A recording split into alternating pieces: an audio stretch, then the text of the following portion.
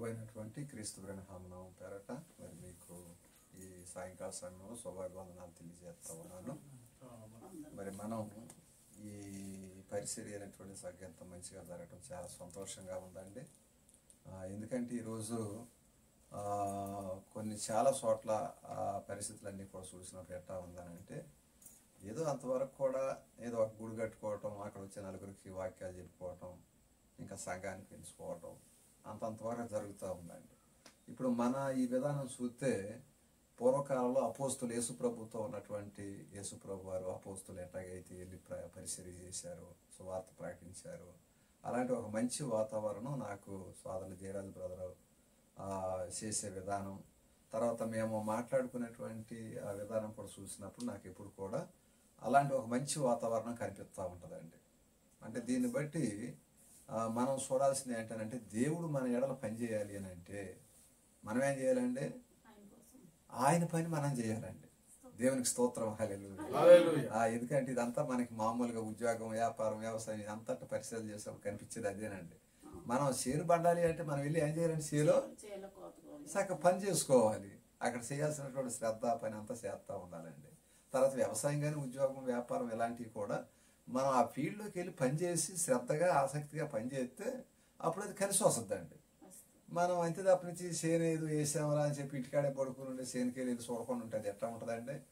లేకపోతే ఉద్యోగం అయినా మనం మా పిల్లడికి మంచి ఉద్యోగం వచ్చిందని అంటే ఉద్యోగాన్ని సరిగా అటెండ్ అవ్వకోకుండా వారానికి ఏదో ఒక రోజు ఎట్టో వెళ్ళి మిగతా అన్ని రోజులు కూడా వేస్ట్ చేసేస్తుంటే ఇంకా ఉద్యోగం వచ్చిందనే సంతోషం కానీ దాని ప్రతిఫలం కానీ మనకు దక్కుద్దండి? అసలు దక్కదండి.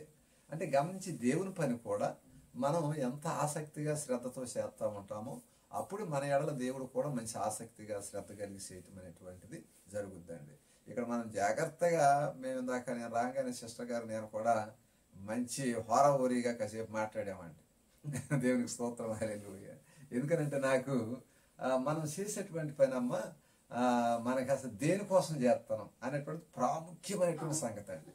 మనం ఇక్కడ కూటమి పెడుతున్నాం, దేనికోసం పెడుతున్నాం అసలు అనేటువంటిది, ఆ విషయం అనేటువంటిది అవసరం అండి. దాన్ని మనం దృష్టిలో పెట్టుకుని చేసినప్పుడు మనకి ఇది ఎందుకోసం అనేటువంటిది ఆలోచన చేసినప్పుడు మిగతా అన్నీ కూడా ఉంటాయి కానీ వాటిని తక్కువ చేసేస్తామండి. ఇప్పుడు ఒక ఇల్లు కట్టుకోవాలండి, ఇల్లు కట్టుకునేటప్పుడు ఏం చేస్తాం? ఏదైనా ఎక్కడైనా రూపాయి తీసుకొచ్చి లేకపోతే మన దగ్గర ఉన్న రూపాయి లేకపోతే ఇంకో రకంగా ప్రతి రూపాయిని సమకూర్చి ఆ ఇల్లు కట్టుకోవటం అనేటువంటిది మనం చేస్తుంటామండి. అది చేసేటప్పుడు మళ్ళీ ఇంకో పని ఏదో కారు కొందామరా లేకపోతే బండికి కొందామరా ఇలాంటి ఎక్స్ట్రా పనులు పెట్టుకున్నాం అనుకోండి, ఈ పని ఆగిపోతుందండి. అంటే మనం దేని మీద అయితే మనం ఫోకస్ పెట్టేది ఇల్లు కట్టుకోవాలి, చక్కగా నివాసం చేయాలి అనుకున్నప్పుడు ఎటు ఆలోచన చూసినా ఏం చేస్తున్నాం? దానికి మెటీరియల్ ఎట్టాగా, ఇంకా రూపాయి ఎట్టాగా, అది ఎట్టా ఇది ఎట్టా, అది ఆలోచనలో ఉండాలండి. ఇప్పుడు మనం కూడా ఆత్మీయంగా ప్రభువారు మనకి చెప్తా ఉన్నాడు కదా, మనకి ఆయన నివాసాలు ఏర్పాటు చేస్తా ఉన్నాడండి. దేవునికి స్తోత్రం, హల్లెలూయా. నేను ఒక మంచి కాపర్ని అని, ఇంకా పరలోక రాజ్యంలో మీకోసం నివాసాలు ఏర్పాటు చేయడానికి నేను నా తండ్రి వద్దకు వెళ్తా ఉన్నానని ఈ విధంగా చెప్తా ఉన్నాడండి. అంటే మనకి నివాసాలు అవసరం అండి. దేవునికి స్తోత్రం, హల్లెలూయా. అంటే మనకి ఆ నివాసం అనేటువంటిది ఇది శిథిలమైపోయేటువంటి నివాసం అండి. కానీ మనకి శిథిలం అవ్వనటువంటి నివాసాలు ప్రభువారు కడుతున్నారండి. ఇప్పుడు మన యొక్క లక్ష్యం అదండి. అలాంటి ఒక నివాసాన్ని మనం పొందుకోవాలి. నేను అసలు మరణం లేనటువంటి స్థితిని కలిగి ఉండాలి అని అంటే నాకు ఆ నివాసం అవసరం. ఇది వెడలిపోయేటువంటి నివాసం అండి. ఇది అంతా ఎలాంటిదండి? ఇది అద్దెల్లు. అద్దెలకి ఎవరైనా రంగులు వేస్తామండి, ఒక రంగులు వేసి అది చేసి ఇది చేసి అడావుడి చేస్తామా? అసలు మన సొంత ఇల్లు అయితే చేస్తామండి. దేవునికి స్తోత్రం, హల్లెలూయా. ఇప్పుడు మన సొంత ఇల్లుకి అయితే ఎంత ఆర్భాటమే చేస్తాం, ఎందుకంటే అది మంద కాబట్టి. అది అద్దెల్లు చేస్తానండి. మా సినిమామ గారు రైల్వే ఎంప్లాయీ చేత అటాక్ చేశారండి ఏలూరులో. అరే ఎందుకు మామగారు దీనికి ఎంత చేపిస్తారు అంటే, ఏమైనా నలుగురు వచ్చే ఇల్లు అంటున్నాడు. నలుగురు వచ్చే ఇల్లు అయితే నీదే ఉండేది, నీదా ఏంటి అని వాళ్ళు ఉండమన్న రోజులు ఉండమంటారు, పైగా వాళ్ళు 2 సంవత్సరాలు వెళ్ళిపోమంటున్నారు. మరి అది కూడా చూసి ఏంటి ఇదంతా ఆర్భాటం చేసేస్తున్నాం ఏంటంటే అని అంటే వాళ్ళ పెద్ద అబ్బాయి అంటే వాళ్ళ అబ్బాయి వినిపించుకున్నాండి. ఆయన కూడా ఆ జాబ్ హోల్డర్, రైల్వేలో మంచి ఉద్యోగం. ఇక అతనిని నిజమే బావగారు, ఏంటి మా డాడీ ఒక ఇట్లా చేపిస్తూ ఉంటాడు, ఇది అంటే మనం అద్దెలు కదా వెళ్ళిపోయి ఇల్లు అంట ఏం చేశాడంటే అక్కడ ఒక స్థలం తీసుకున్నాడండి. అక్కడ స్థలం తీసుకుని ఒక 2-3 సంవత్సరాలలో ఒక మంచి చక్కగా అపార్ట్మెంట్ 3 స్టేర్లు పెట్టి ఏలూరులో మంచి చక్కగా ఒక బిల్డింగ్ దాన్ని నిర్మించాడండి. ఇప్పుడు దానికి ఎంత చేసుకున్నది ఆల్దండి. దేవునికి స్తోత్రం, హల్లెలూయా. ఎంత చేసుకున్నది ఆల్దే. దానికి ఎంత అయినా చేసుకోవచ్చు, ఎంత డిజైన్ వర్క్ అయినా చేసుకోవచ్చు, ఎంత అయినా చేయవచ్చు అండి. ఇప్పుడు మా మేనగాడు ఉండేటువంటిది కూడా వాళ్ళు తీసుకున్న దానికంటే కూడా దాన్ని చేపించినటువంటి డిజైన్ వర్క్ అంటే బాగా చేపించారు, చాలా బాగుంటుంది. మరి దాని అంతా కలిపి ఎంత అయిందమ్మా అంటే చాలా అయింది మావయ్య అని చెప్పాను. సరే అది నిర్ధారించండి రా. ఇప్పుడు మనం బండి కొన్నాక దానికి అసలు కట్టాల్సిన డబ్బులు కట్టాలి, కానీ మనం దానికి హార్న్ ఒక పక్కన అద్దం ఒక పక్కన అన్నీ వేసి అసలు డబ్బులు కట్టలేకపోతే ఈ బండి ఏం చేస్తారండి, ఫైనాన్స్ వాడు తీసుకుపోతారండి. ఇప్పుడు అంత అవసరమా మనకే? చక్కగా ఉండేటువంటిది ఆ కిస్తీలు మనం కట్టుకుంటే ఆ బండి మంద చేసుకున్నాక అప్పుడు మనం ఎంత ఆర్పాటమైన చేయవచ్చు. మరి అట్లా ఉందరా పరిస్థితి. మీరు కూడా ఏదో 10 లక్షలు కట్టారు, మిగతా అమౌంట్ కట్టాలి. మీరు ఇంత ఎక్కువగా చేయమోకండి ఖర్చు. రూపాయి కూడబెట్టి దాన్ని అప్పు ఎట్ట తీర్చాలని ఆ పని చేయండి. అప్పుడు అది ప్రయోజనకరంగా ఉంటుంది. అంతే తప్పనించి మనం ఎట్లాంటి ఎక్స్ట్రాలు ఒక 5-6 లక్షలు అయినాయి అంటండి ఆ డిజైన్ వర్క్ ఇదంతా చేయించడానికి. మరి అంత అట్లా వద్దమ్మా, చక్కగా దానికి కిస్తీ కట్టుకుంటే దాని ముందు చక్కగా తీర్చేసేయండి. అప్పుడు చక్కగా అది మంద అవుద్ది. అప్పుడు నువ్వు ఎంత చేసుకో బాగుంటుంది అనేటువంటి మాటలో చెప్తా చక్కగా కొంతసేపు వాక్యం చెప్పి రావటం జరిగిందండి. వాళ్ళు చిన్న వయసులోనే ఒక మంచి కారు తీసుకున్నారు. ఒక 17-18 లక్షలు పెట్టి ఒక కారు, తర్వాత బైకు, తర్వాత మంచి ఇల్లు, ఇవన్నీ తీసుకున్నాడు. ఇన్కమ్ కూడా అట్లాగే వస్తుందంటలేండి. అయితే ఈ విషయాలన్నీ కూడా మరి కొంచెం జాగ్రత్త చెప్పి ఇట్రా మరి నువ్వు ఇట్లా చేయాలని చెప్పటం. ఇంకా తర్వాత మళ్ళా భక్తి విషయంలో కూడా, ఎందుకంటే మనం మనుషుని యొక్క కష్టార్జితం వల్ల ఆశీర్వాదం దక్కదు, దేవుని యొక్క సహాయాన్ని బట్టి ఆశీర్వాదం దక్కాలని చెప్పి వాక్యం చదువుతూ ఉందండి. ఇప్పుడు మనం ఎంతో కష్టపడి మనం ఒక వ్యవసాయం చేస్తామండి, వ్యాపారం చేస్తాం. అది మనం చేసే వరకే కానీ అది కలిసి రావాలంటే ఎవరి సాయం కావాలండి? దేవుడి సహాయం కావాలండి. మనం ఎంత మాత్రం నిమిత్త మాత్రులను వ్యవసాయం 10 ఎకరాలు చేస్తామండి. దాన్ని చక్కగా అదునుగా వర్షం పడటం, లేకపోతే వాతావరణం అనుకూలించడం, ఎలాంటి పీడ ఏమీ లేకోకుండా, తర్వాత ఎలాంటి వరదతో నష్టాలు అలాంటివి లేకోకుండా చక్కగా అదంతా కూడా ఎవరి చేతిలో ఉందండి? ఆ జాగ్రత్త అంతా దేవుని చేతుల్లో ఉంది. మనం ఎంత ప్రయాసపడి చేసినా ఎంత చేసినా కానీ అది ఫలించాలంటే దేవుడు చేయాల్సిన పని అండి. దేవునికి స్తోత్రం, హల్లెలూయా. కాబట్టి ఇది నాకు చాలా సంతోషం కలుగుతూ ఉందండి. ఎందుకంటే పద్మా సిస్టర్ అంతకుముందు ఏదో సంఘాలకి అటు ఇటు వెళ్తారనేటువంటి మనం చాలా టైం మాట్లాడుకున్నామండి 2-3 సార్లు. అప్పుడు నాకు అర్థమైంది. కానీ ఫైనల్గా మీరు ఆశించిన దానికంటే ఉన్నతమైనటువంటిది నేను ఇస్తానని ప్రభు వాగ్దానం అండి. దేవునికి స్తోత్రం, హల్లెలూయా. మనం ఆశించిన దానికంటే మిన్నైంది తీయటం ఆయన చిత్తం అంటండి. ఎంత అదృష్టం అండి అసలు.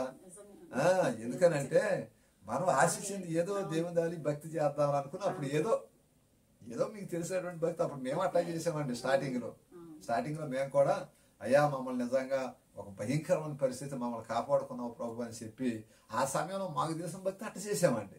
కానీ నెమ్మదిగా ఒక్కొక్కరు అక్షరాల నుంచి 1వ తరగతి 2వ తరగతి 3వ తరగతి ఎట్టయితే స్టేజీలు దాటించుకుంటూ వస్తాడో ఒక కుమారుని చదివించేటప్పుడు, అట్లాగే దేవుడు కూడా ఏం చేశాడంటే ఆయన ప్రణాళికని బట్టి మనల్ని కూడా ఒక్కొక్క స్టేజీ ఏం చేసినట్టు ఒక చోట ఆగిపోకోకుండా.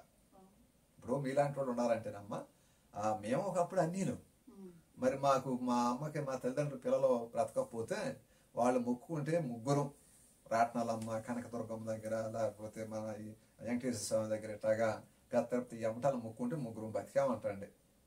7 పిల్లలకు 3 బతికాం. మాకు ముగ్గురికి ఇక దేవత పేర్లు పెట్టుకుని నాకైతే ఒక ఆడపిల్లలాగా పెంచేసేవాళ్ళండి. తల ప్రతి సంవత్సరం మొక్కే అక్క అయ్యేవాళ్ళు లేకపోతే పిల్లలు అయ్యేటువంటి వాళ్ళు తలతో పూలు పెడుతుండేవాళ్ళు. అసలు మగపిల్ల కూడా ఆడపిల్ల అంటుండేవాళ్ళు. అంటే అంత మొక్కుబడి అండి. అలాంటి పరిస్థితుల్లో నాకు రాగనీ లేదండి. అది స్టార్టింగ్ భక్తి అండి. ఆ సమయానికి అదే తెలుసు మనకి. అక్కడ నుంచి నెమ్మదిగా మరలా ఈ సంఘాలు, ఆర్సీఎం సంఘం, పెంతుకోస్తు సంఘం, అలాంటి సంఘాలు అటు వచ్చి కోటాలు పెట్టడం, అనేక మందిని ఇదిగో ప్రభు రక్షిస్తున్నాడు రండి అని చెప్పి సమకూర్చినప్పుడు చక్కగా నేను కూడా సిఎస్ఐ సంఘంలోకి వెళ్ళటం, అక్కడ ప్రార్థన చేయటం, అక్కడ 10 సంవత్సరాలు చేయటం జరిగింది. మళ్ళీ అక్కడ నుంచి అది కాకుండా ఇంకో స్టెప్ అండి, ఇంకొక స్టేజీ. మళ్ళీ ప్రభు యేసుక్రీస్తునామం మొట్టమొదటి రాకడ యేసు ప్రభు వచ్చినటువంటి వర్తమానం అందింది. మళ్ళీ అక్కడ నుంచి మళ్ళీ 2వ రాకడ వర్తమానం, అక్కడ నుంచి మళ్ళీ మూడో రాకడ వర్తమానం అసలు ఎంత చక్కగానంటే ఎంత చక్కగా అభివృద్ధి చెందుతున్నాం. దేవునికి స్తోత్రం, హల్లెలూయా. దాంతో పాటుగా మళ్ళా ఇహలోక సంబంధంగా కూడా మరి మా పిల్లలు అయితే మొట్టమొదటిగా ఏమీ వసతులు లేవండి, చాలా రిస్క్గా ఉండేది. నేను దేవుడు అంటే అసలు పట్టించుకున్నాను కాదు. నిన్న మా చిన్న అబ్బాయి కూడా గొడవ, ఏంటి డాడీ నువ్వు చిన్నప్పటి నుంచి మాకేమైనా ఆడుకునే కొనిచ్చావా, లేకపోతే ఇప్పుడు ఎదిగాక మాకేమైనా అవి కావాలి కావాలని కొనిస్తున్నావా అని అంటే, కోరికలు కొండలు ఇచ్చింది వేసేటట్టు ఉండొద్దమ్మా, ఏదో మన స్తోమత కొద్ది కొనేస్తున్నాం, సంతోషపడండి. ఇప్పుడు మాకు సగం ముగ్గురికి 3 బండ్లు అండి, చాలవా? చాలు. తర్వాత అందరం కలిసి వెళ్ళాలంటే కారు, లేదా పాస్టర్ గారు వస్తే సగం కారు ఉపయోగించడం, లేదా ఒక మంచి చర్చి, ఇవన్నీ ఉండేయండి. లేదు అనేటువంటిది లేదు. మరి మనకి సంతోషంగా అండి, దాంతో సంతోషపడాలి. అంతే తప్ప నుంచి ఇంకా ఇంకా ఇది పక్కన చూడు అటు చూడు ఇటు చూడు అని చెప్పి మనం ఏదో దురాశకు పోకూడదండి. దేవుడు మనకి ఎంత ఇస్తున్నాడో స్తోత్రం అని చెప్పి సగం దాంతో సంతృప్తికరంగా వెళ్ళాల్సి ఉందండి. అంటే గమనించినప్పుడు దేవుడు మనకి ఈ కార్యాలు లోక సంబంధం కూడా ఒకప్పుడు ఏమీ లేదండి. పిల్లలు ఇప్పుడు చక్కగా చదువుకుని మన జీరాజ్ బ్రదర్ వాళ్ళ అబ్బాయి నెవిల్ చక్కగా ఒక మంచి ఉద్యోగం, లేకపోతే మా పిల్ల కూడా బీటెక్ అయ్యింది, ఆమె కూడా ఒక చిన్నపాటి ఉద్యోగం, లేకపోతే అటు యశా బ్రదర్ వాళ్ళ పిల్లోళ్ళు వాళ్ళు కూడా చిన్నప్పుడు మరి చాలా ఇబ్బంది అయ్యిందండి వాళ్ళకి. ఎందుకంటే పెంచే తీరు మాకు తెలవకండి, తెలియక, లేకపోతే అప్పుడు డబ్బులు లేక కాదు, ఇంకోటి కాదండి. ఆ తీరు అనేటువంటిది అర్థం కాక నాకు ఏదో మామూలుగా ఇంకా భక్తి అనేటువంటిది చేసుకుంటూ వెళ్తున్నాం, పిల్లలు పెరుగుతున్న సార్లే అనుకుంటే సింపుల్గా వచ్చేసామండి. వాళ్ళు ఇప్పుడు అసలు లెక్క వేస్తున్నారండి. చిన్నప్పుడు తెలియలే, పెద్దదిగాక మీరు అసలు ఏం చూశారు, మమ్మల్ని ఏం చేశారు, అది ఇదని అంటే ఇంకా చేసేది ఏముందా, మొహవాళ్ళకి ఒక 20,000 25,000 వస్తున్నాయిగా, వాటితో మీరు చేసుకోండి అని చెప్పి చక్కగా వాళ్ళు ఒక మంచి ఎదుగుదలకండి. అంటే లోక సంబంధం కూడా చూసినప్పుడు మళ్ళా నేను నిన్న ఓ 10 ఎకరాలకి మన జీడి మామిడి మొక్కలో బేరం చేసి ఓ 10 ఎకరాలు వేద్దామని చెప్పి నేను లైన్ చేసి వచ్చా బ్రదర్. ఎందుకంటే ఈ పిల్లలు బాగా పడలేకపోతున్నా, ఇంకా నువ్వు 7 ఎకరాలు అమ్మేసావు అంటున్నారు, కానీ ఇక 7 ఎకరాల కంటే 12 ఎకరాలు ఉందామా, మీరు ఎందుకు కంగారు పడుతున్నారా అని చెప్పి ఆ 12 ఎకరాలకి మొక్కలు మందలపల్లిలో, మన సత్తుపల్లి రూట్లో మందలపల్లి అని ఉందండి, అక్కడ నర్సరీలో వాళ్ళకి మామూలు బుక్ చేసుకుని మాకు ఇట్లాగా ఒక 200 మొక్కలు కావాలండి ప్రస్తుతానికి, కానీ 10 ఎకరాలు వేయాలి, మేము నెమ్మదిగా అప్పుడు ఒక 100 అప్పుడు ఒక 100 తీసుకెళ్ళి వేస్తామని అని చెప్పని ఒక ప్రస్తుతానికి ఒక 2 ఎకరాలకి లైన్ చేశానండి. 10 ఎకరాలలో 1 ఎకరం ఆల్రెడీ ఒక ఎకరంన్నర పావుదక్కువ 2 ఎకరాల దగ్గర ఉంటుంది, ఒక 60 మొక్కలు చెట్లు ఉంటాయండి, పెద్ద చెట్లు. అవి ఇంచుమించుగా కొన్ని ఒక 5-6 సంవత్సరాల నుంచి ఏరుతున్నాం దాంట్లోకి వెళ్తాం. అవి సగం ఒక 50,000 60,000 అట్లా డబ్బులు వస్తున్నాయి. ఓకే, ఎలాంటి ప్రాబ్లం లేదండి, రిస్క్ లేదు, సగం ప్రశాంతంగా మనం ఉన్నటువంటి స్థితిలో సంతోషంగా వెళ్ళిపోతున్నాం. పిల్లలు ఎదిగారు, ఏ చిన్నపాటి ఉద్యోగాలు, తర్వాత వేసిన చెట్లు పెరిగినాయి, సగం మంచి కాపుకు వచ్చినాయి. ఇవన్నీ కూడా చక్కగా మనం ఎదిగినటువంటి తీరు లోక సంబంధంగా కనపడుతుంది. మళ్ళీ ఆత్మ సంబంధంగా కూడా మనం ఎక్కడో అన్నిళ్ళలో పుట్టి అన్నిళ్ళలో పెరిగి అక్కడ ఆత్మ లేదండి. దేవుడు చక్కగా ఆత్మ రక్షించబడాలంటే ఏంటి, మనం ఎలాంటి భక్తి చేయాలి, ఎవరు నమ్ముకోవాలి అనే విషయాలు తెలియజేశాడండి. దాంతో అక్కడితో ఆగిపోయిందా? యేసు ప్రభు దగ్గర ఇవాళ కోట్ల మంది ఆగిపోయారండి. కానీ మరలా అది కాదు, దేహం యొక్క విమోచన జరగాలి అంటే మరలా మనం ఎలాంటి వర్తమానం వినాలి, అసలు రెండో రాకడ అనేది ఎందుకు, అప్పుడు ఆయన ఎట్టాగా వచ్చాడు, ఆయన ఏ విధంగా గుర్తించాం అనేటువంటి దాన్ని మనం తీసుకున్నామండి. ఈ 2 కార్యాల వల్ల ఆత్మ రక్షించబడింది, దేహం కూడా విమోచించబడిందండి. దేవునికి స్తోత్రం, హల్లెలూయా. అంటే మనం మరణాన్ని జయించేటువంటి కార్యం ఈ 2 రాకళ్లలో దేవుడు మనకు సమృద్ధిగా అనుగ్రహించాడండి. దేవునికి స్తోత్రం, హల్లెలూయా. ఎందుకనంటే మరి యేసు ప్రభు వారు ఇప్పుడు మనకి ఎప్పుడో మన తాత ముత్తాతల కానీ చనిపోతున్నారు, సమాజ యాత్ర వాళ్ళు మట్టి అయిపోతున్నారు, ఆత్మ దేవుని దగ్గరికి వెళ్తుందండి ఇప్పుడు పాత నిబంధన కాలం నుంచి. కానీ ఇప్పుడు జరిగేటువంటి క్రీస్తు ప్రణామం వచ్చిన దగ్గర నుంచి జరిగేది ఏంటంటే ఆత్మ శరీరం కూడా రక్షించబడుతుందండి. దేవునికి స్తోత్రం, హల్లెలూయా. ఇప్పుడు మనం ఇట్లా ఉంటున్నాం కదండి, దీన్ని స్థిరపరిచాడు దేవుడు.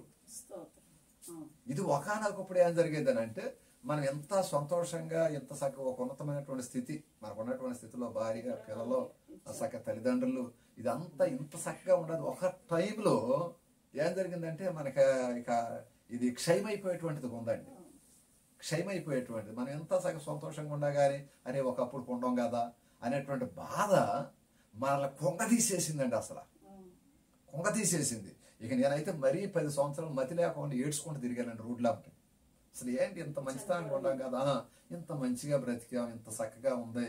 అరే మా అమ్మ మా నాన్న ముందు ముసలోళ్ళు అయిన తాళ్ళు చనిపోతారే, తర్వాత మా అన్నయ్య నాకంటే పెద్దోడు ఆయన చనిపోతాడే, తర్వాత నేను చనిపోతా మా సిల్లి చనిపోద్దే అనేటువంటి బాధతో 10 సంవత్సరాలు మతి లేకపోకుండా రోడ్ల ఏడ్చుకుంటా అడవులలో ఇట గుణదల గట్టు మీదకి విశాఖపట్నం సముద్ర పూటికి వెళ్ళి ఏడుచుకుంటా కూకునోండి.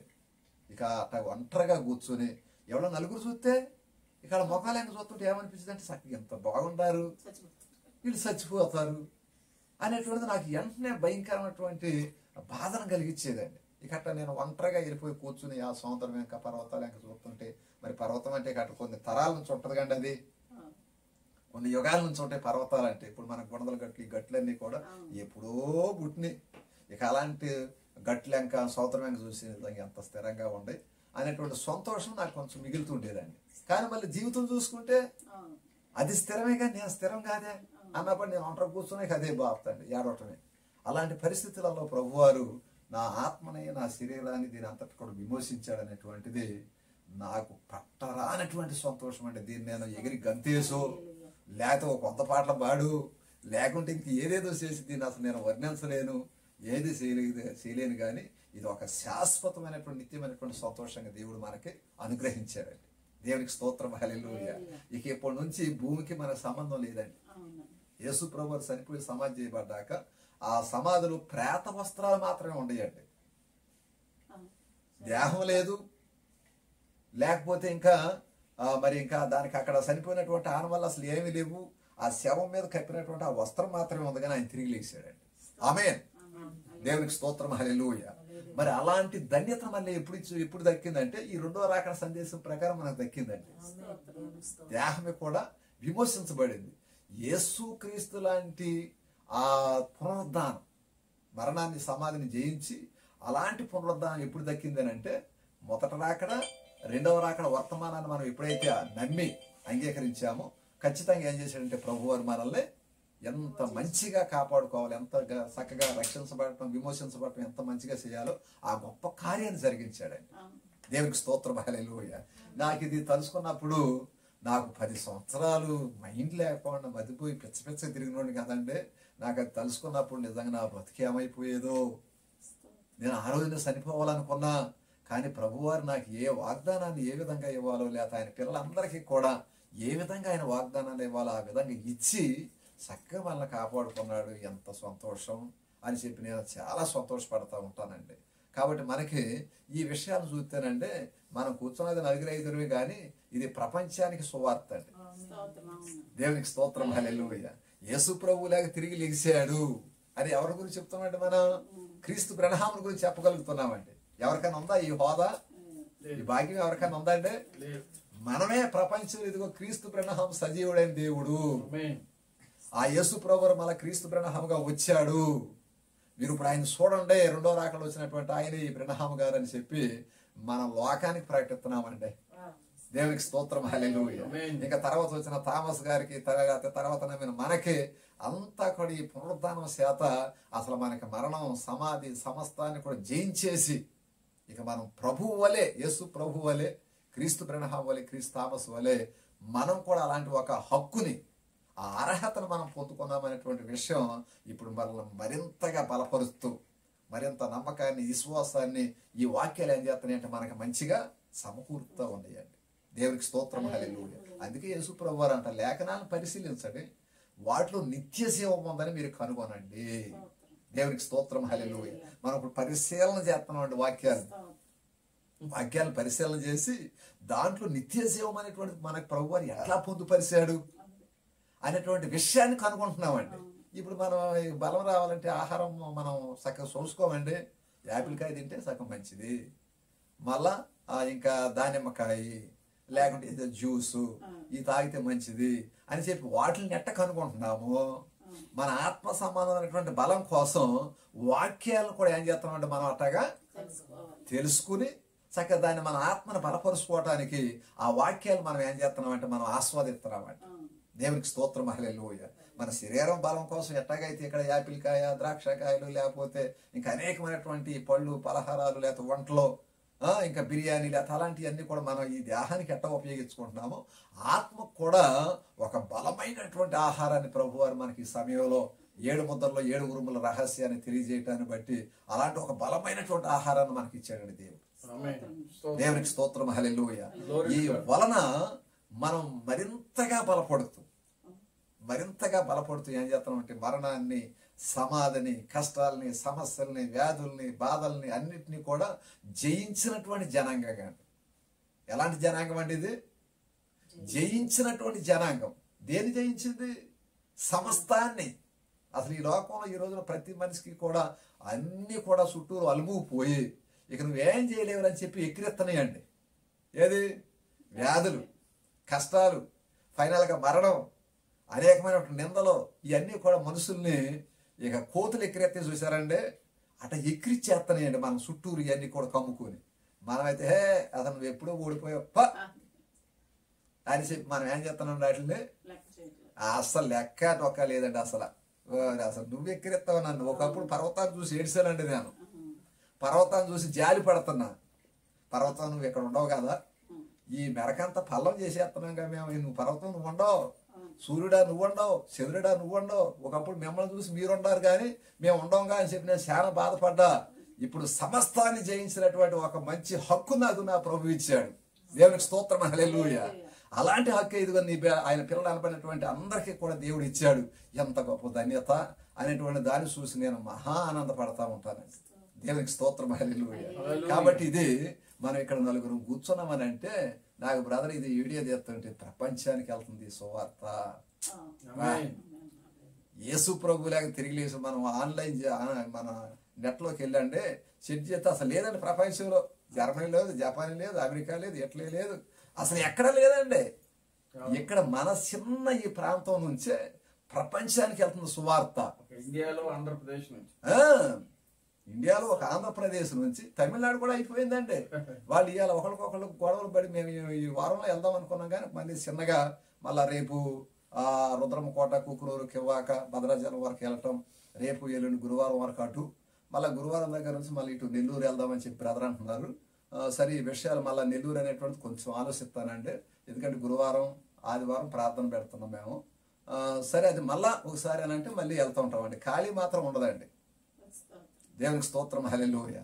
ఖాళీ మాత్రం నిమిషం కూడా తీసుకోమండి. పరలోకం నిత్య జీవానికి వెళ్ళిపోయేదా కూడా ఇంతే. ఇది ఒక యాత్ర అంటే గమనించి ఇది వరకు కూడా అట్లాగా ఉండేది కానంటే, అయితే ఇది వరకు మనకు కొన్ని బ్రేక్లు ఏర్పడినాయండి. దానికి ఎందుకంటే కుటుంబ వ్యవస్థను బట్టి కానీ, లేకపోతే మనకి మరి అనేకమైనటువంటి సంఘాల్లో ఉన్నటువంటి ఒత్తిడిని బట్టి కానీ, ఇవన్నీ కూడా చూసినప్పుడు కొంత అబ్జెక్షన్లు వచ్చినాయండి. కానీ ఇప్పుడు మనకి ప్రభు ఇచ్చినటువంటి వాగ్దానాన్ని బట్టి ఇరుకు నుంచి విశాలతకే నేను నడిపిస్తానంటున్నాడండి. అదే నశించిపోయేటువంటి వాళ్ళ విషయం అయితే వాళ్ళు విశాలం నుంచి ఇరుకుకి వెళ్ళిపోతారండి. పరలోకానికి పోయే వాళ్ళకే ఇరుకు నుంచి విశాలతకే మనం వెళ్తాం. దేవునికి స్తోత్రం, హల్లెలూయా. అంటే మనకి ఉన్నటువంటి కుటుంబ పరిస్థితులు లేకపోతే ఇవన్నీ కూడా చక్కగా దేవుడు అంతా సరళం చేసేసి సము చేసేసి పిల్లలుగా ఉండేటట్టుగా చక్కగా వాళ్ళకి ఏర్పాటు అయిపోయిందండి. తర్వాత మందేమో ఇంకా అంతా కూడా చక్కగా ఇప్పుడు మీకు ఇంకేమైనా బాధ అమ్మా అసలు ఆయన మాకు లేదండి. ఈ పిల్లలు ఇట్లా ఉండా కానీ నారు పోసిన నీరు పోయి మాంతాడని. దేవునికి స్తోత్రం, హల్లెలూయా. ఎందుకంటే నారు పోసుడు అంటే మనకు కావాలంటే పుట్టారు వీళ్ళు, దేవుడు ఇచ్చాడు పుట్టారు, మరి వాళ్ళ బాధ్యత ఎవరు చూసుకోవాలంటే ఇచ్చినోడే పడతాడండి. ఆ బాధ అయినా సంతోషమైన ఏదైనా ఇచ్చింది ఆయన చూసుకుంటాడు. మేము మంచి ప్రశాంతంగా ఉంటామండి. ఏదో ఒక్కోసారి అనుకుంటాం పిల్లలు పెళ్ళిడికి వచ్చారు, వీళ్ళ పెళ్ళిళ్ళు చేయాలరా, లేకపోతే మరి ఉద్యోగాలు ఏకోటి రావాలి, మరి వాళ్ళ భవిష్యత్తు వాళ్ళు చూసుకోవాలి కదా అని అనుకునేటువంటిది ఎప్పుడో చిన్న ఆలోచన వస్తుందండి. బ్రదర్కి, నాకు, యశ బ్రదర్కి మాకు చిన్న ఆలోచన వస్తుందండి. మరి పిల్లలు పెళ్ళిడికి వచ్చారని వస్తుంది కదా, ఆ ఆలోచన ఇప్పుడు ఆ నిమిషం మాట్లాడుకుంటూ అయిపోయింది. దేవుని స్తోత్రం. ఎక్కడికి వెళ్దాం బ్రదర్? పలానా చోటకి. పండి అట్ట అయితే అయిపోయిందండి. ఇక అసలు తల వెంట్రుక అంత భారం కూడా లేదండి. దేవునికి స్తోత్రం, హల్లెలూయా. అంటే గమనించి మన శ్యామ్ బ్రదర్ అండి. సరే, ఈ విధంగా మరి మనం చాలా మన ప్రయాస, మన భారం, మన చింత అంతా కూడా చక్కగా ఆయన మీద మోపి మనం అది సులువైనటువంటిది దానిగా చేసుకున్నామండి. అదే లోకంలో అయితే బాబోయ్ అసలు అది మొయ్యలేమండి బాబు, అసలు నేను అది కొంచెం తలుసుకుంటేనే నాకు తలభారం అయిపోద్ది. ఎందుకంటే అదంతా మనం కూడా వచ్చిన వాళ్ళమే కండి అవన్నీ అనుభవించుకుంటా. కానీ ఫైనల్గా దేవుడు చేసినటువంటి గొప్ప కార్యం ఏంటంటే మన చింత, మన భారం, మన సమస్తం నా మీద వేయండి అన్నాడు. వేసేసామంటే దేవునికి స్తోత్రం, హల్లెలూయా. వేయండి అన్నప్పుడు వేయటం తెలియాలండి. ఇప్పుడు బాలు వేయండి నేను యువతల కొడతానంటే యువతల వేసుడు వేయటం కుదరాలి కంటే ఈ అట్టేసరి పోయి ఇటు వేసినట్టు అండి. దేవునికి స్తోత్రం, హల్లెలూయా. అందుకని అపోస్తులు పౌలు భక్తులు వీళ్ళందరూ కూడా గురి లేని వారి వల్ల మేము పరిగెడతలేదు, గురి యొద్దకే మేము పరిగెడుతున్నాం అంటారండి. దేవునికి స్తోత్రం, హల్లెలూయా. అంటే మనం ఏదో గురి లేని వాడు లేక ఏదో దేవుడా దేవుడు అనుకుంటే ఎట్టబడితే అట్ట లేదండి. ప్రతి ఒక్కటి చరిత్ర లేకపోతే ముందున్నటువంటి ప్రవచనం అంతా కూడా ఏ విధంగా దేవుడు నెరవేర్పి చేసుకుంటా నడిపిస్తా ఉన్నాడు అనేటువంటి అంత పకడ్బందీగా. ఇవాళ మనకి ఇప్పుడు బ్లెస్సి చాలా చిన్నది ఏమంటే పోపులు బిషప్పులు ఉన్నారండి.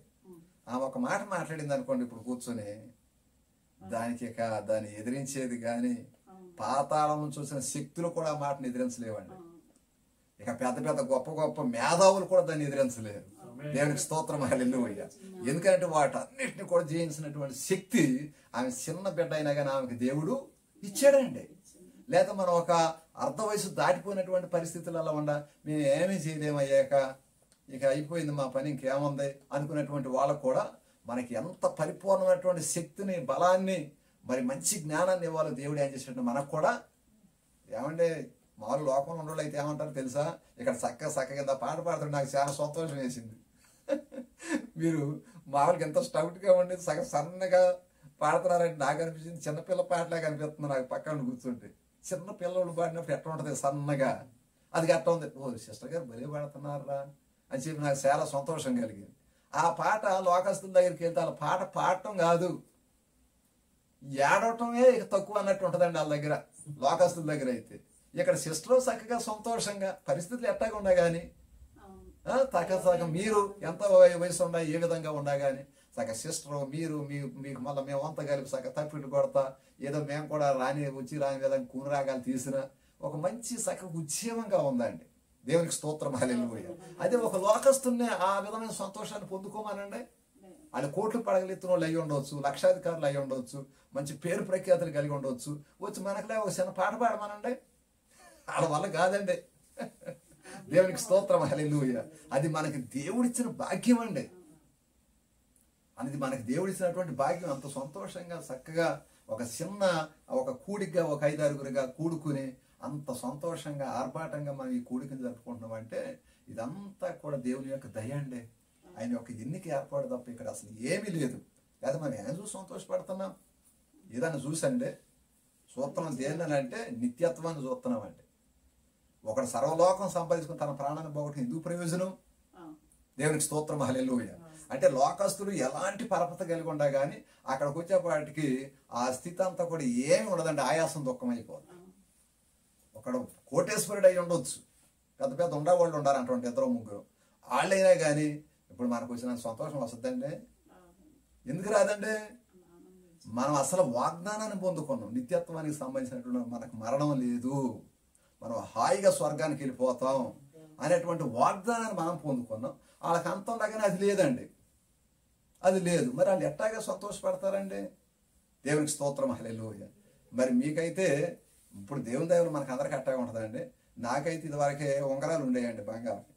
నేను అసలుకే అలాంటి మైండ్లో ఉంచి బయటకు వచ్చి అప్పుడు పెళ్ళయిన టైంలో ఉంగరాలు పెట్టారు 2, తర్వాత గోల్డ్ కలర్ వాచ్. ఇంకా తర్వాత మా అమ్మమ్మ గారు ఆంజనేయ స్వామి భక్తురాలండి. బంగారం బాగా ఉండేది అప్పుడు ఆ టైంలో. అందరూ నిలువు దోపిడీలు ఇవ్వటం, ఇక ముక్కుకి శవకి నాంతాళ్ళు పట్టీలు ఇక అన్నీ ఉండగా తీసి అక్కడ పెట్టేసేసి ఇక అక్కడ కొంతసేపు పూజ చేయించుకుని మా అమ్మమ్మతో వాళ్ళు వెళ్ళిపోతుండేవాళ్ళండి. ఇక మేము చిన్నపిల్లవాళ్ళంగా 7 వయసు వచ్చేదాకా కూడా నేను ఆ దండలోనో అయ్యే తెలియదండి. మరి అప్పుడు అవన్నీ మెడలో వేసుకుని ఉంగరాలు పెట్టుకుని ఏ చేస్తా అప్పుడప్పుడు ఇట్లా చూసుకునేవాడిని. అరే ఉంగరం ఉంటుంది కానీ నా ఏలు ఉండదుగా. ఉంగరం చూస్తే బంగారం తగతగలు ఆడుతుండేది, ఏలు ఉండదుగా. ఎట్రా? దేవుడు ఇచ్చినటువంటి వాగ్దానం అసలు లేకపోతే ఇది ఎంత భయంకరంగా బాధగా ఉండేది నాకు. అప్పటికే నేను దగ్గర 10 సంవత్సరాల నుంచి అండి. అయినా కానీ ఏలాంక చూసుకున్నాండి. ఉంగరం దగదగలాడుతుండేది. ఏరు బాగానే ఉండేదండి. ఏరు బాగానే ఉండేది, కానీ ఇది నిలకడ కాదుగా అని మళ్ళీ నిస్సారం అయిపోయేది ప్రాణం అంతా. దేవునికి స్తోత్రం, హల్లెలూయా. కానీ ఇప్పుడు మన ప్రతీది స్థిరం అండి. దేవునికి స్తోత్రం, హల్లెలూయా. ఇక్కడ మనం ఎంత చక్కగా నిర్మలంగా ప్రకాశమానంగా కనపడుతున్నామో, ఇది వాడిపోనటువంటిదండి. ఇది దేవునికి స్తోత్రం, హల్లెలూయా. ఇది వాడిపోనటువంటి నిత్యత్వాన్ని దేవుడు మనకే అనుగ్రహించాడండి. దేవునికి స్తోత్రం, హల్లెలూయా. కాబట్టి ఇది ఎంతో ధన్యకరమైనటువంటి విషయం అండి. మరి ముఖ్యంగా కొద్ది సమయం, ఎందుకంటే సోదరులు కూడా మరి సందేశాలు అనేటువంటివి మరి మనకి అందించాల్సినటువంటి అవసరత ఎంతైనా ఉంది. ఇదంతా కూడా మరి మనకి చూసినప్పుడు అంటే ఒక్కొక్క మరి పైసా, ₹1 అన్ని కలుపుకుంటేనే ₹1,00,000 అవుద్దండి. అది మనకి సరిపోద్ది దాని విలువ. మనం ఏదో ₹1 కొనుక్కుని వెళ్ళి పట్టుకుని వెళ్ళి షాపులు ఏదో కొనేసేద్దాం అనుకుంటే వస్తుందంటే రూపాయికి. దేవునికి స్తోత్రం, హల్లెలూయా. అలాంటి ఒక నోట్లు లాంటి వాళ్ళం అండి మనం. ఆ నోటు, ఆ నోటు, ఈ నోటు, ఆ నోటు, ఈ నోటు, ఈ నోటు అన్నీ కలిపితే మనకు అవసరం తీరిపోయే అంత ధనం సమకూడదండి. దేవునికి స్తోత్రం, హల్లెలూయా. మన అవయవాలు అన్నీ కలిపి ఉంటేనే చక్కగా ఇది పట్టుకోవాలంటే పట్టుకోగలుగుతా, మాట్లాడాలంటే మాట్లాడతా, చూడాలంటే చూడగలుగుతా, అన్నీ ఉంటాయండి. ఏదో ఒకటి ఉండి ఒకటి లేకపోయింది అనుకోండి, అంతా బాగుండి నోరు లేదనుకోండి, ఏమైనా ఉపయోగం ఉందా? ఒక ఎదరిని ఎందుకు మాట్లాడట్లేదు అని చెప్పి ఇంతసేపు అనుకున్నాంలేండి. మరి అంతా బాగానే ఉంది, కళ్ళు కనపడతలేదంట, ఉంటాయి పని చేయట్లే, నోరు ఉంది పని చేయట్లేదు, ఇక భలే ఉన్నాడండి మనిషి అంటామండి. అరే పాపం భలే పని జరిగిందిరా అని ఉసూరమంట. దేవునికి స్తోత్రం, హల్లెలూయా.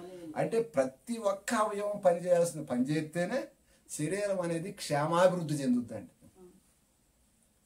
కాలు ఇదంతా ఉంటే మనం సకేదాన్ని శుభ్రం చేసుకోవాలంటే చేతులు పనిచేస్తాయి. కాళ్ళు ఏమైనా పని చేస్తాయంటే చెయ్యి పని చేస్తుంది. ముఖం కడుక్కోవాలన్నా, లేకపోతే కాళ్ళు చేతులు తోముకోవాలన్నా, లేకపోతే అన్నం తినాలి అన్నా, ఏదైనా చేతుల పని చేతులు చేయాలండి.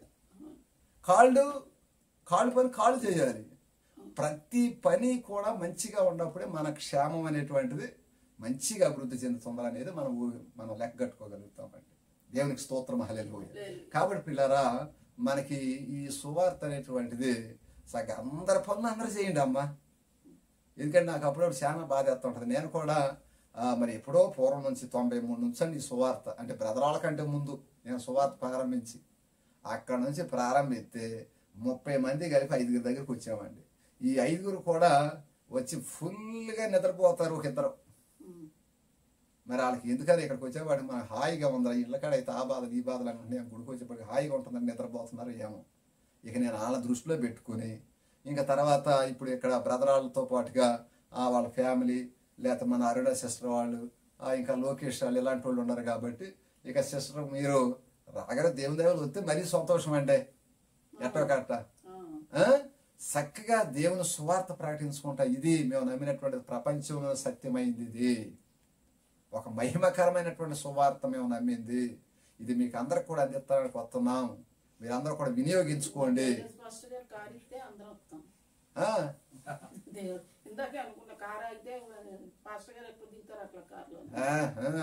ఏమంటే మన ఇప్పుడు దేవునికి స్తోత్రం, హల్లెలూయా.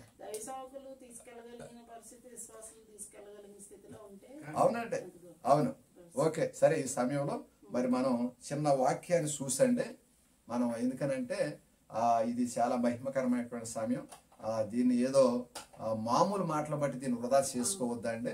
మనం మాట్లాడుకునే ప్రతిదీ కూడా ఒక శాశ్వతమైనటువంటిదండి. దేవునికి స్తోత్రం, హల్లెలూయా. అలాంటి మంచి పని చేస్తే మనకు సంతోషంగా ఉంటుందండి. ఏదో నామకార్థంగా మనం ఎంత మాట్లాడుకున్నా ఇది అల్పమైందేరా, అశాశ్వతమైందేరా అనుకుంటే మళ్ళీ మనకి వెంటనే మళ్ళీ ఏం జరుగుతుందంటే ఒకలాంటి పరిస్థితి వచ్చేస్తుంది. మేము మనం మాట్లాడుకున్నప్పుడు కూడా సిస్టర్ గారు మేము మాట్లాడినప్పుడు ఏమంటే అసలు మనిషి చనిపోయాక ఏమవుతున్నాడు అనేది నాకు దాని మీద చాలా ఒక మైండ్ అంత అట్లా ఉంటుందండి అని అన్నప్పుడు నాకు అదే కాదమ్మా, నాకు కూడా అట్లా జరిగిందమ్మా, మీకు జరిగినటువంటి బాధ నేను కూడా పడ్డాను అని చెప్పి నాకు కూడా ఉందామని చెప్పి మాట్లాడుకోవటం అనేది జరిగిందండి. దాన్ని చిన్నగా 4 వాక్యాలను చూసి మనం ఈ విషయాన్ని మరి ఆ వాక్యాలతో పాటుగా చూసుకుని మరి ముగించుకుని సోదరులకి ఈ సమయాన్ని అప్పచెబుదాం.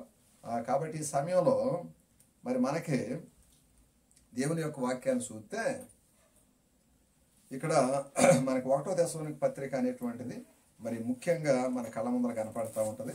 తర్వాత మళ్ళా అపోస్తుల కార్యగ్రంథం కూడా మరి చాలా సూటిగా అసలు మనుషుని యొక్క లైఫ్ ఆ విధానం ఎట్లా ఉంటుంది అనేటువంటిది కూడా చాలా సూటిగా అపోస్తుల కార్యగ్రంథం కూడా చాలా క్లియర్గా దీన్ని చూపెడతా ఉంటుంది. మనం ఇంతకీ ఈ విధంగా పని కట్టుకుని భక్తి చేయడానికి గల కారణం ఒకే ఒకటి ఏంటంటే నిత్యత్వం. ఇక దీని తర్వాత మళ్ళీ ఇవన్నీనండి మనం భూమి మీద ఎంత మంచిగా బ్రతకాలి ఏంటి అనేటువంటిది ఇదంతా తర్వాత రెండో ఆప్షన్ అండి ఇది.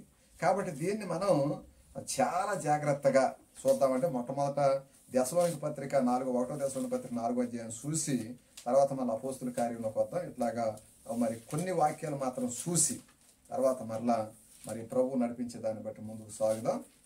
ఇక్కడ మరి చదువు 4వ అధ్యాయం 1వ దశలోనిక పత్రిక 4వ అధ్యాయము.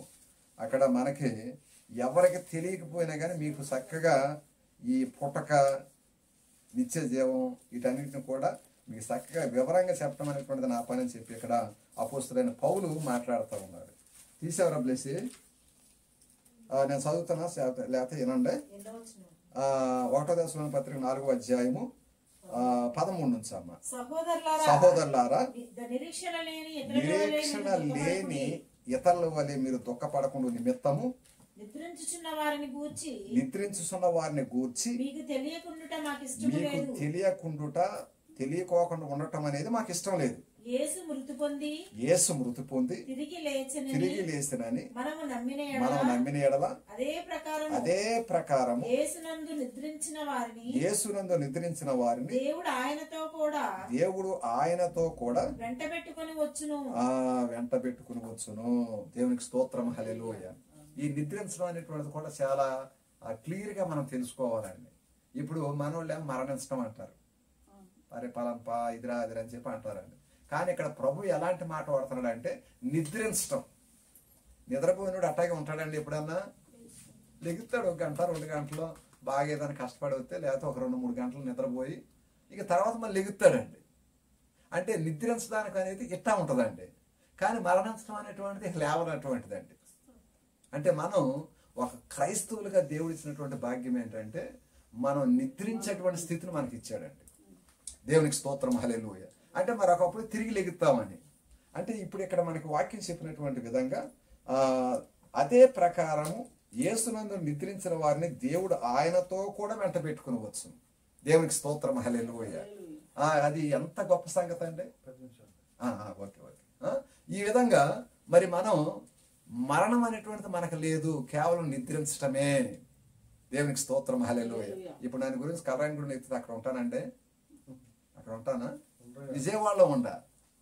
ఎందుకంటే నేను నన్ను కలుసుకోవాలన్నా చూడాలి అన్నా ఇక్కడికి వస్తేనే నేను కనపడతానండి, నాతో మాట్లాడటానికి అన్నిటికీ కుదురుద్ది.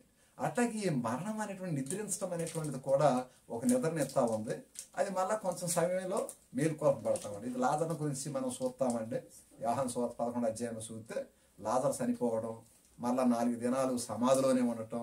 వీళ్ళేమో రే మా తమ్ముడు ఎంత మంచోడు, ఇట్లా అయిపోయాడు, యేసు ప్రభు ఉంటే ఎట్లా బతికిచ్చోడే, ఇంకేముంది ఈ పాటికల్లా కుళ్ళిపోయే ఉంటాడు సమాధిలో అని వాళ్ళు చాలా వేదన పడేటువంటి సమయంలో యేసు ప్రభు వచ్చి, అమ్మ మార్తా ఎందుకు మీరు ఈ విధంగా దుఃఖపడుతున్నారు, ప్రభువా ఇది ఈ విధంగా జరిగిందయ్యా, నువ్వు ఇక్కడ మా దగ్గర ఉన్నట్టయితే బతికిచ్చోడివేమో, 4 రోజులు అయిపోతుందయ్యా, ఇంకా సమాధిలో చెవులు ముక్కు ఇలాంటి మెత్తగా ఉండే అన్నీ వాటికల్లా కుళ్ళిపోయి ఉంటాయి అయ్యా, మరి ఇంకేం చేస్తావు లేకయ్యానంటే, లేదమ్మా పునరుద్ధారాన్ని జీవాన్ని నేనే, మీ తమ్ముడు నిద్రెత్తనాడు కానీ అతను మరణిస్తాం అని చెప్పి మీరు అనుకున్నారు, కాదు రండి సమాధి దగ్గరికి వెళ్దాం అని చెప్పి వెళ్ళి అక్కడికి వెళ్ళాక లాజరో లెగు, ఇక నువ్వు నిద్రపోయింది సాలదా, లెగు మీ అక్కలు వీళ్ళందరూ ఏడుస్తున్నారు, వాళ్ళకి అసలు అర్థం కాలేదు, వాళ్ళు ఎంతవరకు మరణం అనుకుంటున్నారు కానీ దీంట్లో మరణం అనేది వాళ్ళకి అర్థం కాలేదు, నిద్రపోతనం అనేది వాళ్ళకి తెలియట్లేదు, లెగయ్యా మరి వీళ్ళందరినీ కూడా మరి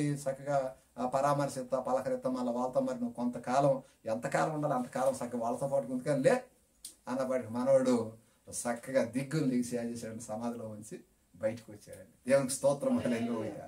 అంటే గమనించినప్పుడు ప్రియులారా, ఇలాంటి ఈ పునరుద్ధానమే మరి పాత నిబంధనలో జరిగిందండి. తర్వాత క్రొత్త నిబంధనలు ఇప్పుడు చదువుకున్నటువంటి వాక్యంతో క్రీస్తునందు నిద్రించినటువంటి వారిని కూడా ఆయన మరలా వచ్చేటప్పుడు వారిని వెంట పెట్టుకుని వచ్చును. దేవునికి స్తోత్రం, హల్లెలూయా. మరి క్రొత్త నిబంధనలు చనిపోయిన పరిస్థితి ఏంటంటే యేసు ప్రభు వారి కోసం భయంకరంగా చంపబడ్డారు. అసలు జీవించడం ఆయన కోసం బ్రతుకుతాం, మరణించినా కానీ ఆయన కోసం మరణిస్తాం అన్నటువంటి అంత నిరీక్షణ. ఎలాంటి నిరీక్షణ అండి అసలు అది? దేవునికి స్తోత్రం, హల్లెలూయా. అలాంటి వాళ్ళు అంత త్యాగమైనప్పుడు కూడా మరి వాళ్ళు తిరిగి లేగాల వద్దా? లెగాలండి. ఎందుకంటే దాని గురించి వాళ్ళు ప్రాణాలు పెట్టక కూడా వెనకాళ్ళ. కాబట్టి మనం ఈ విషయాలన్నీ కూడా చక్కగా అంచెలంచెలుగా చూస్తూ, అది కొత్త నిబంధన పాత నిబంధనలతోనే అయిపోయిందా, లేకపోతే మన కాలంలో దీన్ని మనకి దేవుడు ఎట్లాగా అనుగ్రహిస్తున్నాడు?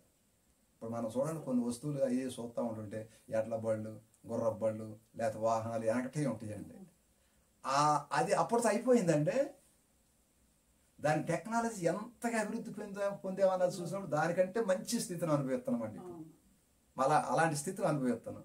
అంటే మనం ఆ మరణం దాన్ని జయించి తిరిగి లేపబట్టడం ఇదివరకే జరిగిందిరా అని అనుకుంటే, దీన్ని బట్టి టెక్నాలజీని బట్టి ఇప్పుడు మరణించడం, మరణాన్ని జయించి జీవంతో తిరిగి లేపబట్టడం అనేటువంటిది దానికంటే ఎక్కువ ఉండాలా తక్కువ ఉండాలా? టెక్నాలజీ ఎక్కువగా ఉంది కండి. ఒకప్పుడు ఏదో ఇక తోసుకెళ్ళి అంత ఉండేయండి కార్లు, ట్రాక్టర్లు ఇలాంటి. మాకు చిన్నప్పుడు తెలుసండి ఇవన్నీ. ఆటోలకి మేము అనుమానపడి తోస్తే వెళ్ళటమే, అది స్టార్ట్ అయ్యి దాని అంతగా అది వెళ్ళేది కాదు. ఇప్పుడు ఒక్కసారిగా ఆన్ చేస్తే 200 కిలోమీటర్లు అందుకునేట్టు ఇప్పుడు ఆ కారు అట్టగా ఉంటుందండి. అతను బయట ఉండాలి. దాన్ని తోలేటువంటి మంచి డ్రైవర్ అయితే గాలిలో వెళ్ళిపోవచ్చు అండి, అంత స్పీడ్ వెళ్ళద్ది. దేవునికి స్తోత్రం, హల్లెలూయా. అంటే ఎన్ని గుర్ర వాళ్ళ యొక్క బలాన్ని ఒక్క ఇంజిన్ పనిచేస్తుందండి. 10-20 గుర్రాల యొక్క బలం ఒక ఇంజిన్ పనిచేస్తుందండి. అలాంటి టెక్నాలజీ డెవలప్ అయ్యింది. ఇప్పుడు మరణాన్ని జయించడం కూడా అంత డెవలప్ అయ్యిందండి. ఇదివరకు పాత నిబంధన క్రొత్త నిబంధన కంటే కూడా మన సమయంలో అంతగా టెక్నాలజీ డెవలప్ అయ్యింది. అది చాలా అదృష్టం అండి. కాబట్టి దీన్ని ఇంకా కొన్ని లేఖనాలు చూస్తూ మనము ఇంకా ముందున్నటువంటి సమయాన్ని మంచిగా సద్వినియోగం చేసుకుందాం. ఇప్పుడు సోదరులకి ఈ సమయాన్ని అప్పగిస్తా ఉన్నాం. కాబట్టి సోదరులు మరి ఆయన సమయాన్ని ఆయన ఏ విధంగా మరి దేవుని నిమిత్తం ఆయన ఉపయోగిద్దాం. దాన్ని మనం కూడా జాగ్రత్తగా సద్వినియోగం చేసుకుని మరి మనం కూడా బలపరచబడేలాగున మనం కూడా అందుకు సిద్ధపడదాం. దేవుడి కొద్ది మాటలను, ఈ వాక్యాన్ని వినినటువంటి మనల్ని అందరినీ కూడా దేవుడు దీవించి ఆశీర్వదించును గాక. ఆమేన్. సరే, చిన్న ప్రార్థన చేసుకుందాం. స్తోత్రములు ప్రభువా, జీవాధిపతి, గొప్ప దేవుడా, నీతిమంతుడా, మా క్రీస్తు ప్రణహాం స్వామి, నీకే స్తుతులు స్తోత్రములు. ఆయన ఇతరుల వల్ల నిరీక్షణ లేనటువంటి వారిగా మరి మీరు ఉండకూడదు, మరి నిద్రించిన వారిని గురించి మీకు స్పష్టంగా తెలియజేస్తాను అని చెప్పి ప్రభువా ఈ వాక్యం ద్వారాగా నీ శిష్యుడైన అపోస్తులైన పౌలు ద్వారా ఈ వాక్యాన్ని నాయన మరి మాకు వినిపించారు. దీని గురించి కూడా ఎంతో వివరంగా, చాలామంది ఏమీ లేదు ఇదంతా ఉన్నంతకాలమే తప్ప ఈ భాగవతం ఏమీ లేదని చెప్పి ఆ విధంగా గాలిలో కలిసిపోదు, మట్టిలో మట్టి కలిసిపోదు, ఏమీ లేదు ఇక్కడ అని చెప్పి అలాంటి నిరీక్షణ లేనటువంటి విధంగా ఉన్నారు ప్రభువా. మాకైతే ఒక విత్తనం అనేటువంటిది క్షయమైందిగా విత్తబడినప్పుడే అది అనేకమైనటువంటి విత్తనాలను అక్షయతగా అది తిరిగి లేపబడద్ది అని చెప్పి ఒక గొప్ప సంగతిని ఇక్కడ ఉంచావు. వాళ్ళకైతే లోకస్తులు నిరీక్షణ లేదు నాయన. తర్వాత అసలు మన బ్రతుకులు ఏమవుతాయి, నిరీక్షణ లేదు వాళ్ళకి. మాకైతే మంచి నిరీక్షణ, మంచి నమ్మకం, దానికి తగినటువంటి మంచి హక్కు, నిత్య జీవాన్ని ఇచ్చి మమ్మల్ని ఎంతగానో మరి నాయన మరి సొంత నిత్య మరి జీవానికి సంబంధించినటువంటి నిత్య సంతోషాన్ని మాకు ఇచ్చి ఆ విధంగా మమ్మల్ని నడిపించుకుంటూ ఉన్నాం. నీకు లెక్కలేని స్తుతులు స్తోత్రములు నాయన. ఇలాంటి వాక్యాల చేత మేము ఎంతగానో ఒకరికొకరు ఆదరించబడుతూ నాయన మరి గొప్ప నిత్యత్వానికి మేము ఏ విధంగా సిద్ధపడటానికి సహాయం చేయండి. మరి ముఖ్యంగా పద్మా సిస్టర్ వాళ్ళ మరి ఇంట్లో ప్రభువ మరి సమస్తం ఆయన ముగ్గురు బిడ్డలను కూడా మీ స్వాధీనంలో కాసి కాపాడండి. ఎలాంటి అపాయాలు ఉపద్రవాలు ఏమీ కూడా నాయన దెయ్యం అనేకమైన అగ్నిబాణాలు అయితే అది చూస్తాడు ప్రభువ, వాటన్నిటిని కూడా ఆర్పివేసి వాళ్ళకి నెమ్మది, సమాధానం, మంచి సకల దీవెనల ఆశీర్వాదాలు ఏ విధంగా ఇవ్వాలో వాటన్నిటితో పాటు నిత్య జీవాన్ని కూడా ఏ విధంగా వాళ్ళకి ఆ హక్కుని ఇవ్వాలో ఆ విధంగా అనుగ్రహించమని కూడా నాయన మరి సిస్టర్ గారికి ఆమెకి ప్రేమించేసినటువంటి ఇతర బిడ్డలను బట్టి కానీ వాళ్ళ అన్ని పరిస్థితులను బట్టి కానీ జ్ఞాపకం చేసుకుంటూ ఉన్నాం. సహాయం చేయండి, కాసి కాపాడండి. ఇంకా సోదరు జయరాజ్ బ్రదరు, ఇంకా ఆయన కుటుంబాన్ని, సంఘాన్ని కానీ, నేను నా కుటుంబాన్ని, నాతో పాటు ఉన్నటువంటి ఆత్మీయులు, సంఘాన్ని అందరిని కూడా ఏ విధంగా కాసి కాపాడాలో కాపాడండి. ఇంకా అనేక మంది సోదరు యక్షాలు, ఇంకా సామీర్ గారు వాళ్ళు కూడా మాతో పాటు ఈ ప్రార్థన విషయంలో ముందుకు సాగటానికి సిద్ధపడుతూ ఉండగా వారిని కూడా ఏ విధంగా మంచిగా కాసి కాపాడాలో కాపాడండి. ఈ ప్రార్థనకు ప్రతిఫలం అనుగ్రహించండి. క్రీస్తు బ్రహ్మహాం నామం పేరట ఈ ప్రార్థన అడిగి వేడుకొనిస్తున్నాము. ఆమేన్. ఆమేన్. ఆమేన్. వందనాలు.